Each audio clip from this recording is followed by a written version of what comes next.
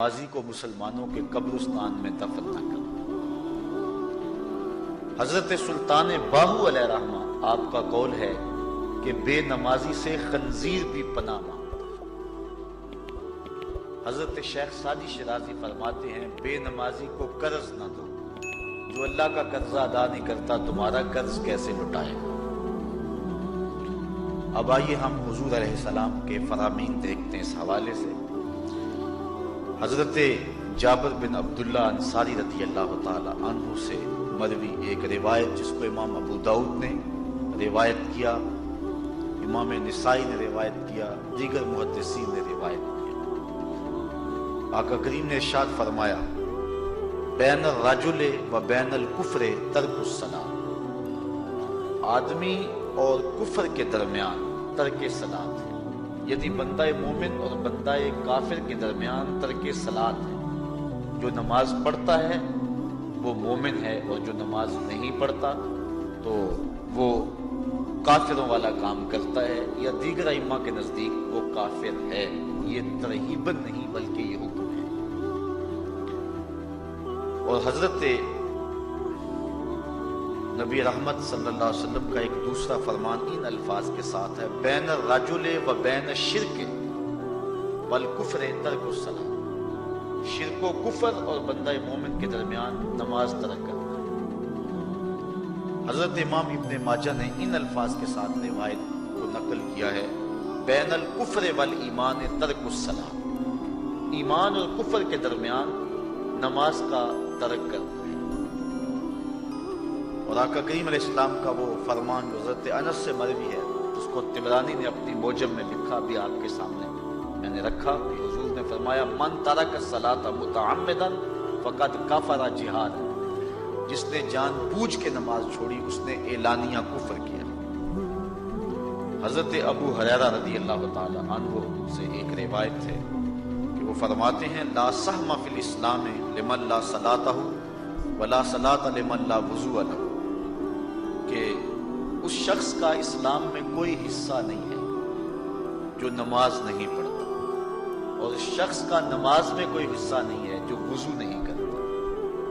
وضو کے بغیر نماز نہیں ہوتی، اور نماز کے بغیر اسلام نہیں ہوتا۔ اور اسی روایت کو بالفاظ دیگر حضرت عبداللہ ابن عمر رضی اللہ تعالی عنہ نے حضور سے یوں روایت کیا، طبرانی نے اپنی موجم میں اس کو لکھا لا ایمان لمن لا امانتہ ولا صلاۃ لمن لا طہور لہ ولا دین لمن لا صلاۃ لہ۔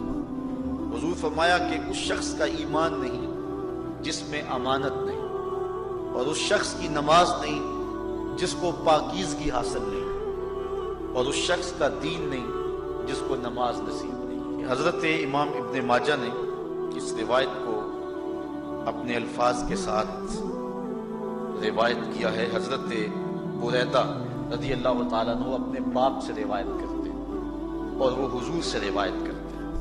حضور علیہ السلام نے ارشاد فرمایا ان العہد الذی بیننا و بینہم الصلاۃ فمن ترکھا فقد کفر، کہ ہمارے اور ان لوگوں کے درمیان جو معاہدہ ہے وہ نماز کا ہے، جس نے نماز کو چھوڑ دیا اس نے کفر کیا، یعنی ہمارا اور ان کا پھر اب معاہدہ باقی نہیں رہے گا۔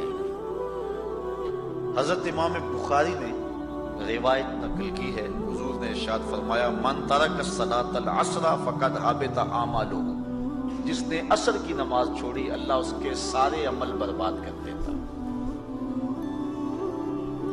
حضرت ابو ہریرہ رضی اللہ تعالی عنہ سے روایت ہے جس کو امام ابن ماجہ نے اور امام نسائی نے روایت کیا ہے، وہ حضور سے روایت کرتے ہیں، بڑی مشہور روایت ہے۔ حضور نے ارشاد فرمایا ان اول ما یحاسب به العبد بصلاته فان صلحت فقد افلح وانجح وان فسدت فقد خاب وخسر۔ فرمایا قیامت کے دن بندے سے سب سے پہلا حساب نماز کا لیا جائے گا، اگر اس کی نماز ٹھیک ہو گئی تو وہ فلاح پا گیا، اگر پہلا تول ٹھیک آ گیا تو وہ کامیاب ہے، وانجح اور نجات پا گیا، وان فسدت فقد خاب وخسر، اور اگر پہلا تول ہی ٹھیک نہ ہوا تو پھر وہ ذلیل و رسوا ہو گیا۔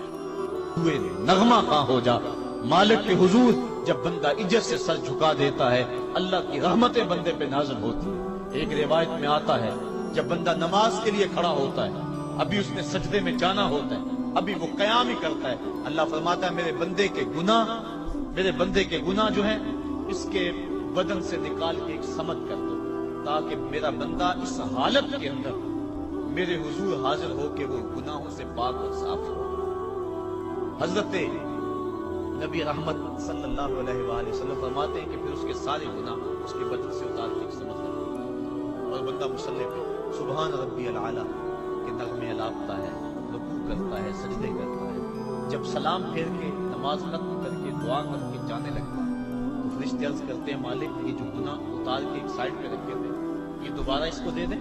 اللہ فرماتا ہے جس کی جھولی سے گناہ نکال لیے تھے دوبارہ اس کی جھولی میں نہیں ڈالے۔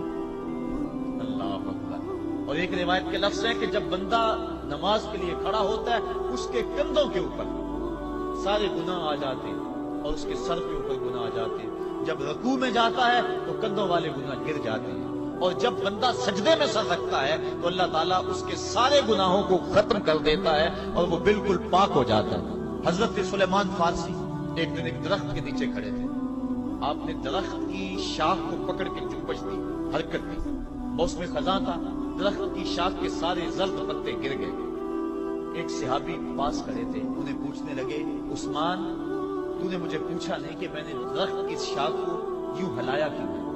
انہوں نے کہا اچھا پھر آپ بتا دیں کہ آپ نے درخت کی شاخ کو یوں کیوں ہلایا ہے؟